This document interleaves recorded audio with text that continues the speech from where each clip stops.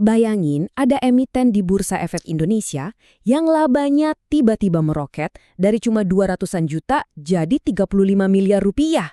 Ya, kamu nggak salah dengar. Naik 165 kali lipat cuma dalam waktu 1 kuartal. Kalau kamu masih pemula dan cuma baca headline berita semacam laba perusahaan melesat tajam, wah pasti langsung kepincut dong buat ikutan beli sahamnya. Tapi, buat investor yang udah ngerti cara baca laporan keuangan, angka super fantastis ini justru langsung bikin curiga. Kenapa? Soalnya, di saat labanya meledak, angka penjualannya malah turun. Nggak nyambung kan? Nah, di Explainer kali ini kita bakal bedah tuntas kasus nyata ini. Kita bakal lihat gimana sebuah perusahaan bisa kelihatan untung besar justru di saat bisnis utamanya lagi loyo. Ini pelajaran penting banget, biar kamu nggak gampang ketipu sama ilusi angka laba. Oke, yuk langsung kita bedah. Angka lonjakannya ini benar-benar masif banget, 165 kali lipat. Ini kejadian nyata di PT Modern International Tbk atau kode sahamnya MODR di kuartal pertama tahun 2026. Laba bersih mereka meledak dari yang tadinya cuma 212 juta di tahun sebelumnya, melompat jauh jadi lebih dari 35 miliar rupiah. Lonjakan segila ini dalam kondisi ekonomi yang normal hampir mustahil kalau cuma dari pertumbuhan bisnis organik dalam 3 bulan. Pas ngeliat anomali sebesar ini, insting detektif finansial kita wajib langsung nyala. Pertanyaan besarnya sekarang, ini tuh murni kejeniusan strategi bisnis mereka atau cuma sekedar jebakan ilusi akuntansi aja? Red flag alias tanda bahaya paling kelihatan di sini adalah fakta bahwa pendapatan nyata mereka alias barang jualan yang laku dibeli pelanggan nyatanya malah turun di periode yang sama. Coba deh pakai logika sederhana. Gimana ceritanya kamu jualan lebih sedikit barang tapi untung bersihnya bisa meledak sampai ratusan kali lipat? Bagian 1. Aturan main laba. Operasional versus one-off. Gini deh, biar gampang, kita pahamin dulu konsep dasarnya pakai analogi warung kopi. Dalam laporan keuangan, laba itu ada tingkatannya. Dari laba kotor, turun ke laba usaha, sampai akhirnya jadi laba bersih. Nah, bayangin kamu punya warung kopi. Kesehatan warung kopi kamu itu kan diukurnya dari seberapa banyak kopi yang laku terjual setiap hari kan? Itu yang namanya laba operasional. Keuntungan yang muter terus setiap bulan. Tapi, anggaplah suatu bulan, kamu iseng jual sepeda motor bekas kamu yang diparkir di depan warung. Tiba-tiba ada uang masuk puluhan juta ke kas warung bulan itu. Laba bersih kamu bulan itu bakal kelihatan luar biasa meroket. Tapi apa warung kopi kamu mendadak jadi bisnis yang sukses berat? Ya enggak lah. Jual motor itu kan bukan bisnis utamanya warung kopi. Dan yang paling penting, kamu nggak bisa jual motor itu lagi bulan depan. Jadi laba dari jualan kopi itu laba berkualitas tinggi karena berkelanjutan. Sedangkan laba dari jualan motor itu laba berkualitas rendah karena sifatnya cuma kejadian sesaat alias one-off. Pertanyaan kuncinya buat MODR, laba mereka meroket ini karena jualan kopinya laku keras atau karena mereka baru aja jual motor? Bagian 2. Investigasi kasus. Bisnis inti tersendat. Sekarang, mari kita intip laporan kuartal 1 2026 dari MODR ini. Anggap aja ini tempat kejadian perkara kita. Kalau kita perhatikan datanya, ini kontradiktif banget.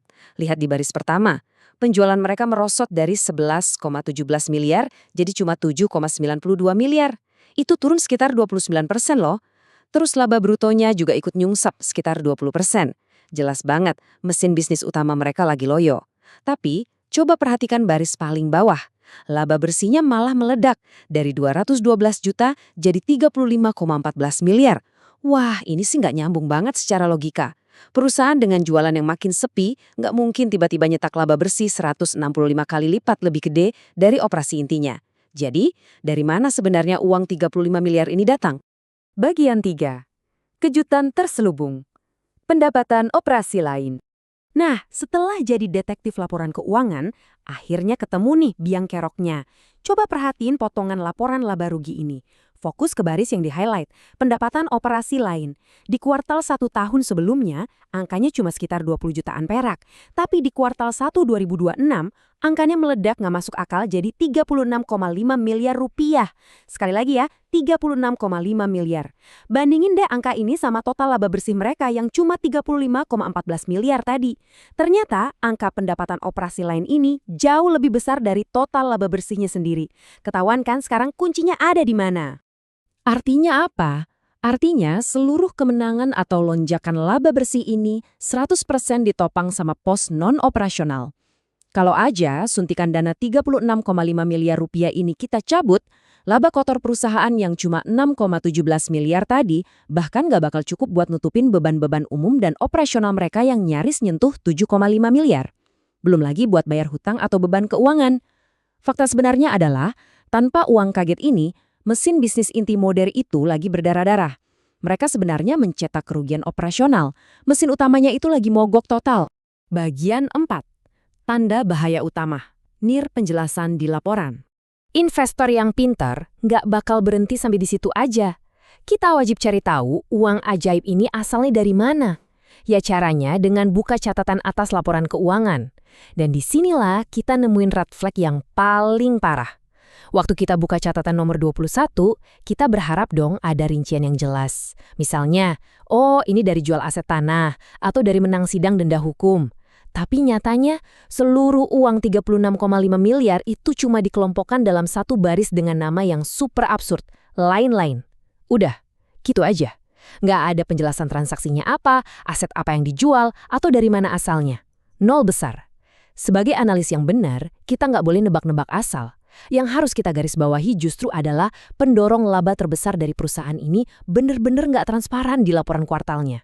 Konsep ini ngarahin kita ke satu istilah penting banget di dunia saham, yaitu laba berkualitas rendah atau low quality earnings. Ini adalah laba yang murni datang dari anomali, dari kejadian sekali lewat yang nggak berasal dari mesin bisnis utamanya. Balik ke cerita warung kopi tadi, ini murni duit hasil jual motor, bukan dari capek-capek jualan kopi tiap hari. Makanya sebagai investor, kamu haram hukumnya pakai angka 36,5 miliar ini buat memprediksi masa depan perusahaannya. Apalagi buat menjustifikasi harga saham yang lagi naik. Laba ginian tuh nggak bisa diulang lagi bulan depan. Bagian 5. 3 langkah pertahanan buat ngelawan ilusi laba. Nah, biar besok-besok kamu nggak gampang dikadalin sama headline berita saham, pakai checklist 3 pertanyaan ini. 1. Labanya naik barengan sama penjualannya nggak? Kalau laba meledak tapi jualan malah anjlok, otomatis kamu harus curiga. 2. Mayoritas laba datang dari mana? Operasional atau dari pos-pos siluman bernama lain-lain? Selalu cek dan bandingkan laba usaha sama laba bersihnya. Dan 3. Pendorong laba ini sifatnya recurring alias bisa berulang terus atau cuma one-off, kejadian sekali seumur hidup. Kalau kita aplikasikan ketiga tes ini ke Moder tadi, mereka gagal total di ketiga-tiganya. Jualan turun, laba ditopang operasi lain, dan karena penjelasannya cuma lain-lain, kita harus anggap ini cuma kejadian sesaat. Lampu merahnya nyala terang banget. Pelajaran terpenting dari sesi bedah kali ini simpel. Harga saham emang gampang banget loncat karena sentimen sesaat dari headline laba perusahaan. Padahal kalau dibedah beneran, pondasinya rapuh karena labanya nggak bisa bertahan lama. Prinsipnya, jadilah investor cerdas. Yang dibeli itu mesin bisnis yang sehat, bukan cuma kejutan angka akuntansi sekali kuartal. Oh iya, analisa ini murni buat edukasi ya, bukan ajakan beli atau jual saham. Tujuannya biar literasi baca laporan keuangan kita makin mantap. Nah, sekarang saya pengen tahu. Coba deh tulis di kolom komentar, pernah nggak sih kamu nyaris kepincut beli saham cuma gara-gara baca headline laba melesat? Dan buat kamu yang penasaran banget, kenapa sih Moder ini sampai harus bergantung sama trik pos lain-lain? Di explainer selanjutnya kita bakal ulik tuntas kisah kejatuhan epik mereka. Dari yang tadinya raja tempat nongkrong anak muda dengan 7-Eleven-nya, sampai akhirnya jadi saham dengan modal yang minus ratusan miliar. Seru banget kan? Jangan sampai kelewatan ya. Sampai jumpa di analisis berikutnya.